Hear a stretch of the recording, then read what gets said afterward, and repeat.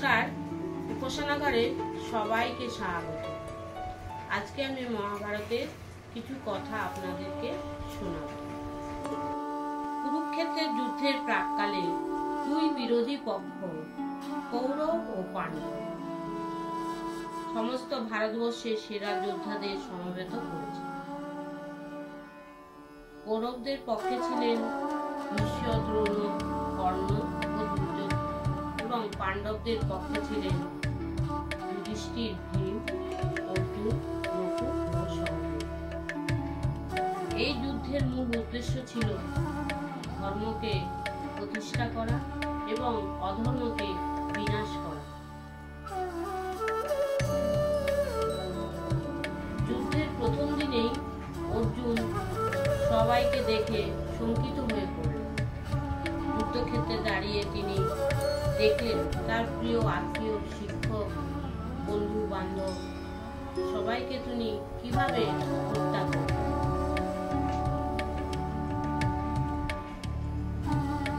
তিনি ভাবতে লাগলেন, আমি কি করে এইসব প্রিয়জনদের বিরুদ্ধে যুদ্ধ করব। তিনি তার ধনুগাণ্ডীবকে নামিয়ে রেখে শ্রীকৃষ্ণের দিকে মুখ করে বললেন, মাধব, আমি যুদ্ধ করতে পারবো না। এ কেমন ধর্ম যে আমি নিজের আত্মীয়দের হত্যা করব।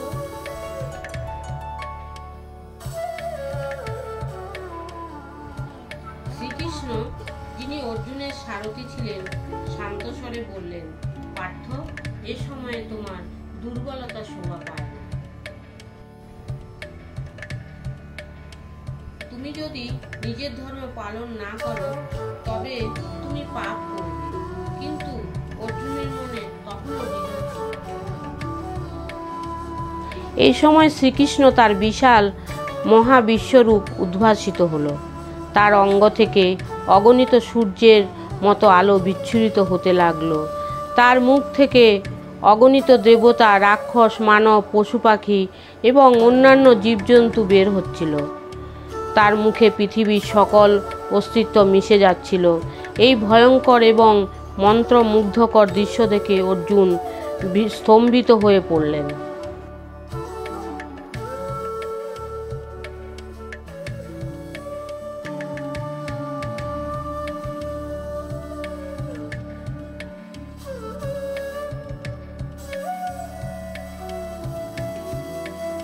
এই মন্ত্রমুগ্ধ দৃশ্য দেখে অর্জুন তার সমস্ত সন্দেহ সংখ্যা ত্যাগ করলেন।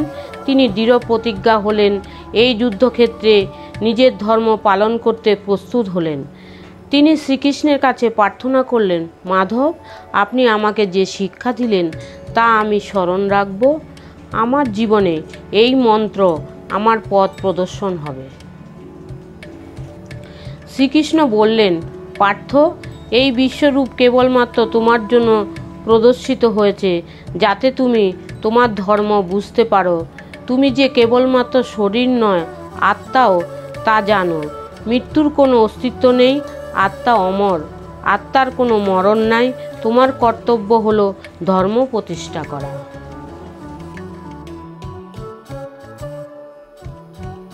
শ্রীকৃষ্ণ অর্জুনের এই মহান কাহিনী ধর্ম, আত্মা, কর্তব্যের গুরুত্ব বোঝাতে আমাদের মননে অমর হয়ে রইল। আজকের গল্প এখানেই শেষ করলাম। আবার ফিরব আরেকটি গল্প নিয়ে। আপনারা সুস্থ থাকুন, ভালো থাকুন, এই কামনা করে শেষ করছি।